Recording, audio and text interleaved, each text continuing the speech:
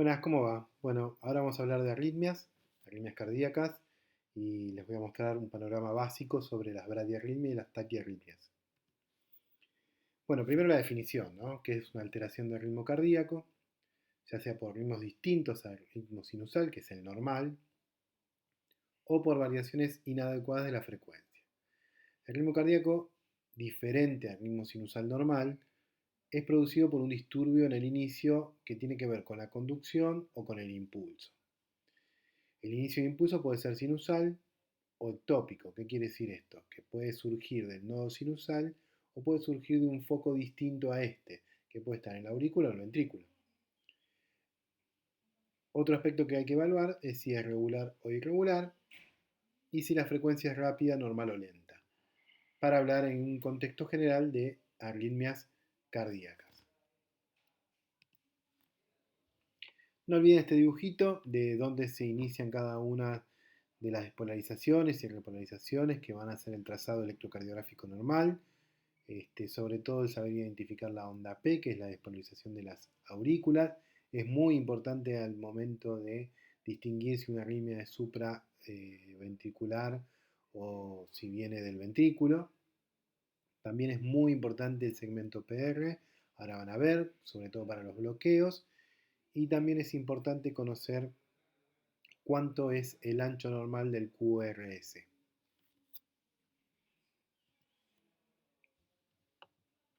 Entonces, podemos clasificar a las arritmias cardíacas según su frecuencia en ritmos lentos o ritmos rápidos. Cuando hablamos de ritmos lentos, hablamos de bradiarritmias. Cuando hablamos de ritmos rápidos, hablamos de taquiarritmias. Y según su origen, de dónde se origina el estímulo, puede ser supraventricular, para hablar de lo que es el componente sobre todo auricular, o ventriculares. Me preguntaban cómo sacar la frecuencia mirando un electrocardiograma, y hay una forma fácil de hacer rápidamente sacar la frecuencia, ¿no? Tengamos en cuenta que un cuadradito grande es 0,20 segundos, por lo tanto 5 cuadrados grandes es un segundo, y si agarramos 300 cuadrados grandes tenemos un minuto. Tenemos que tomar dos complejos QRS contiguos y fijarnos la distancia entre ambas R's y contar cuántos cuadrados grandes hay en este segmento que uno identifica. La cantidad de cuadrados grandes que nos da entre la medición entre dos complejos QRS es el número en el cual vamos a dividir estos 300, que significan un minuto. Y así nos da la frecuencia. Para ser un poquito más práctico, les muestro un dibujito. Bueno, acá tenemos un fragmento de un electrocardiograma donde medimos entre dos QRS, más precisamente entre dos Rs, contamos la cantidad de cuadrados grandes que hay. En este segmento encontramos 6 cuadrados grandes. Si a 300 lo dividimos por 6, nos da 50. 50 son los latidos por minuto que tiene la frecuencia en este trazado electrocardiográfico.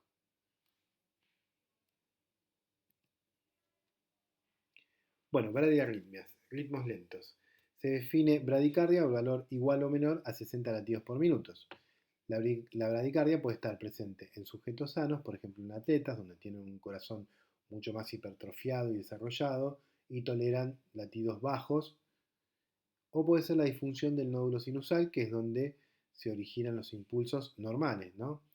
Cualquier disfunción de este segmento de células especializadas de marcapaso dentro del corazón va a dar una bradicardia.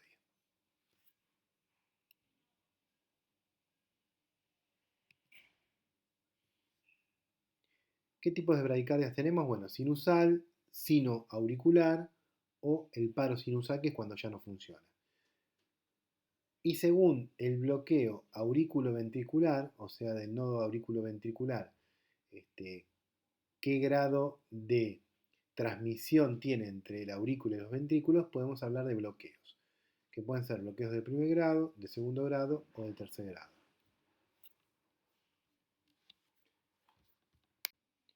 Bueno, y acá es importante lo que decía antes, saber identificar el segmento PR y medirlo. Un segmento PR normal va entre 0,12 a 0,2 segundos. O sea, de 3 a 5 cuadrados pequeños.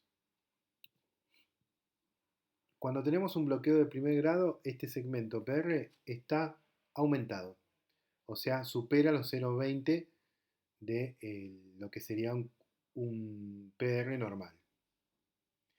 Por ejemplo, en esta imagen ven que tienen 0,36 segundos. Esta medición es constante. Si agarramos cada uno de los fragmentos del trazado electrocardiográfico, vamos a ver que todos los segmentos PR tienen 0,36 segundos. Esta constante en el alargamiento del segmento PR se llama bloqueo de primer grado, por supuesto en el contexto de una bradicardia. El bloqueo de segundo grado, de tipo MOVIT 1, el segmento PR tiene más de 0,20, pero se va alargando. Cada uno de los ciclos que vamos viendo en el trazado electrocardiográfico, vemos que se va estirando, se va estirando, se va estirando, hasta que llega un momento que esa P, o sea, esa despolarización de la aurícula, no conduce. Fíjense en el dibujo, tenemos una onda P, un segmento PR que se va alargando, en los sucesivos trazados de ciclos cardíacos de los complejos QRS, vamos a ver que se va alargando y de repente en esta cuarta P que está señalada con la flecha roja, vemos que no conduce, no pasa el impulso eléctrico hacia el lado del ventrículo y no produce el complejo QRS. Esto es un bloqueo de segundo grado tipo MOVIT 1. En el bloqueo de segundo grado tipo MOVIT 2, vemos que el segmento PR es menor a 0,20, o sea, es normal, pero encontramos que hay P que conduce, fíjense la primera parte, hay una P que después de la misma se larga un complejo QRS, y después viene una P que están señaladas con las flechas rojas que no conduce, o sea, se bloquea en ese momento. Esto es bloqueo de segundo grado MOVIT 2. Una P conduce, una P no conduce. Y el bloqueo de tercer grado, hay una onda P inconstante que aparece en cualquier lado del electrocardiograma y que no tiene que ver en absoluto con la despolarización del ventrículo. O sea, está aislada y no conduce en absoluto hacia el lado de los ventrículos. Acá porque hay un bloqueo completo del nodo AB, entonces por un lado funciona la aurícula y por otro lado funciona el ventrículo, absolutamente separados. Bueno, acá algunas representaciones electrocardiográficas. Hay una bradicardia sinusal. La bradicardia sinusal es que el nodo funciona, pero funciona a un ritmo lento. O sea, conduce el nodo AB, pero a ritmo lento. Bueno, hay otro bloqueo de primer grado. Recuerden que el PR está alargado, pero en forma constante.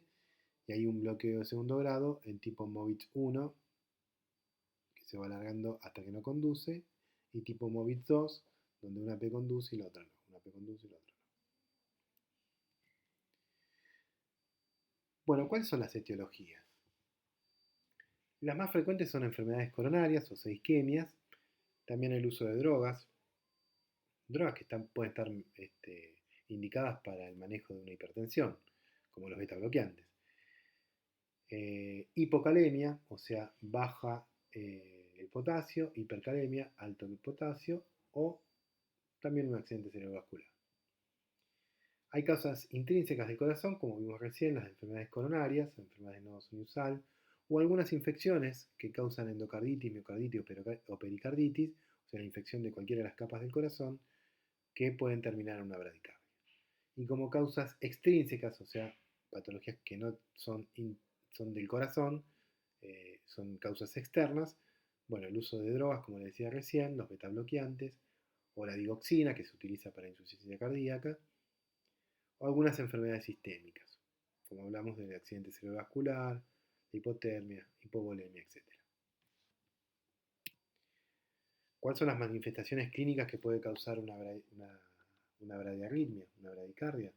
Bueno, síntomas que orientan hacia una bradicardia con compromiso hemodinámico, esos van a dar sobre todo patologías muy floridas, desde dolor torácico, astenia, adinamia, disnea, mareos, puede llegar incluso si la bradicardia es muy marcada y que disminuya el flujo cerebral a un deterioro neurológico y por supuesto son causas de síncope.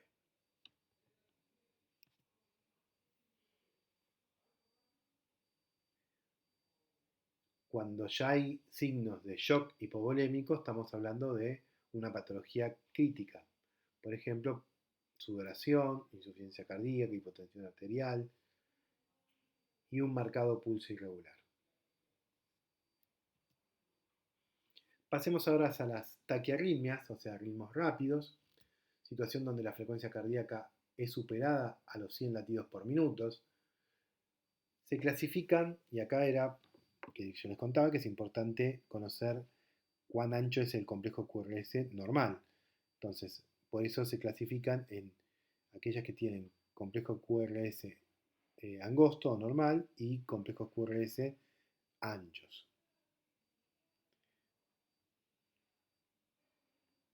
Cuando hablamos de complejo QRS ancho, hablamos de mayor a 0,12 segundos, o sea, mayor a 3 cuadraditos chicos. Otro factor que tenemos que medir en las taquiarritmias, también las bradyarritmias, pero en general hay que medir, es si los complejos son regulares, si aparecen la misma distancia, o sea, son equidistantes entre cada complejo QRS. Cuando hablamos de complejos QRS angostos, generalmente hablamos de taquicardias supraventriculares o algunas patologías de disparo auricular, como es la fibrilación auricular o el aleteo. Ahora, cuando hablamos de complejos QRS anchos, estamos hablando de patologías mucho más graves, como la taquicardia ventricular, que puede ser monomorfa o polimorfa, según sea regular o irregular. Esto generalmente, esta taquicardia ventricular se acompañan de no tener pulso y son patologías que están dentro de las arritmias del paro.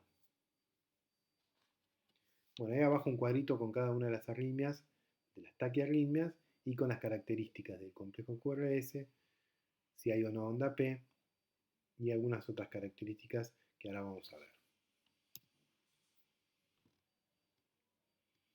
La taquicardia sinusal, el nódulo sinusal funciona, entonces vamos a tener onda P. Antes de cada complejo QRS vamos a tener una onda P. Entonces estamos hablando de una taquicardia sinusal. Y en la taquicardia supraventricular quizás no identificamos bien la onda P, pero tiene una característica. El complejo QRS es angosto.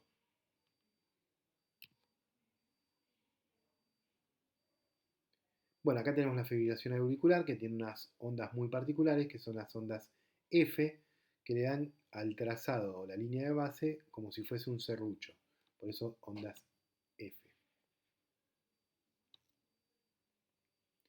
La taquicardia ventricular, fíjense acá, complejos anchos mayores a 0,12. Esto habitualmente se acompaña de no tener pulso. Esta es una taquicardia ventricular monomorfa, son todas iguales. Y la fibrilación ventricular, que es la que vamos a ver abajo, son ondas anchas, son ondas irregulares y con bastante amplitud. Eso es una fibrilación ventricular.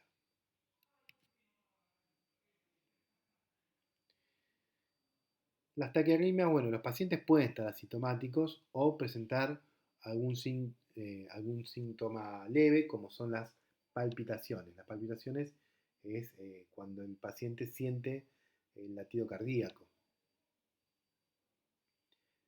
Cuando tiene un compromiso hemodinámico, ahí los síntomas van a aumentar. Como síntomas tenemos alteraciones de estado mental, disnea, dolor precordial, mareos y síncope. Y como signos, cosas medibles, la hipotensión arterial, la mala perfusión periférica, acuérdense de las maniobras de relleno capilar, la oliguria, o sea, la disminución de la cantidad de orina, y signos de congestión pulmonar, por ejemplo, los rallies crepitantes. La fibrilación auricular es la arritmia más frecuente que podemos encontrar, sobre todo en pacientes que tienen quizás alguna alteración cardíaca, como una insuficiencia cardíaca. Constituye el 30% de las internaciones por alteraciones del ritmo cardíaco. Puede estar en un corazón sano. Y se incrementa en 6 veces el riesgo de padecer un accidente cerebrovascular e insuficiencia cardíaca. Las alteraciones del flujo cardíaco que producen la fibrilación auricular, o sea, el flujo turbulento que se genera dentro de la aurícula, predispone a la generación de trombos y, como consecuente, el riesgo de embolia, que por eso aumenta la eh, predisposición a hacer un accidente cerebrovascular.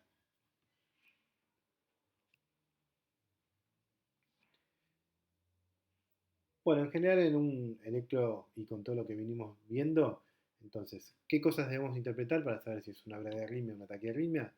Primero, por supuesto, si el ritmo es rápido o lento, sacando la frecuencia cardíaca, si es regular o irregular, si el complejo QRS es estrecho o es ancho, si hay o no onda P, para saber si la aurícula es la que está funcionando, y la relación entre la P y el QRS, si el complejo QRS viene seguido de una onda P o no.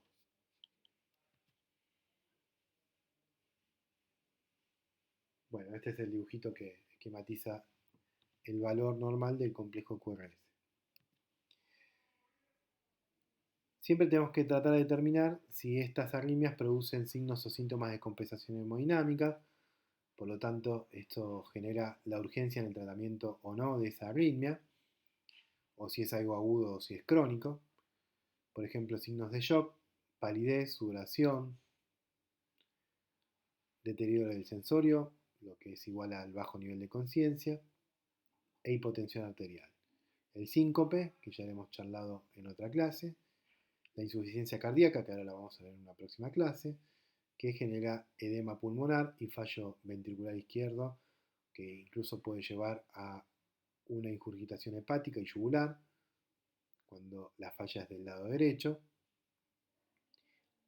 Y también hay que determinar si no hay una isquemia cardíaca, un infarto que esté generando esa arritmia. Bueno, ¿qué ven acá?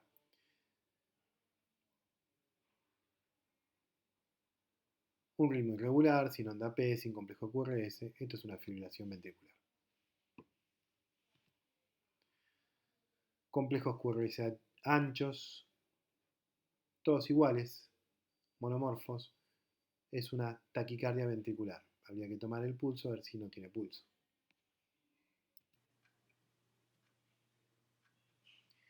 Acá vemos un complejo QRS angosto y una onda P que lo antecede. Entonces estamos hablando de una taquicardia sinusal.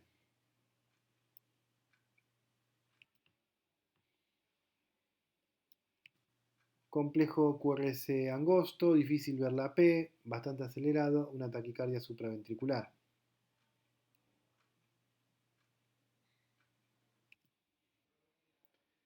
Bueno, acá si bien no marca una taquicardia, lo que vemos son un ritmo irregular con diferentes distancias entre los complejos QRS que son angostos, o sea que eh, esto se genera en la aurícula, pero sí vemos una línea de base bastante irregular que no me marca bien una onda P, sino que parece que hubiese un montón de ondas P. Esas son las ondas F de la fibrilación auricular.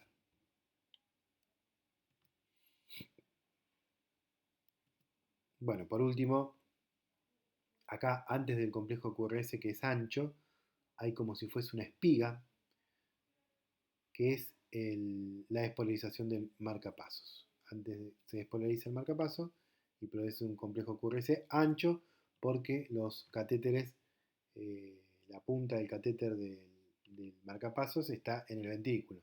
Entonces cuando se genera y se origina un ritmo en el ventrículo, da complejos QRS anchos. Bueno, hasta acá la presentación. Nos vemos en la próxima clase.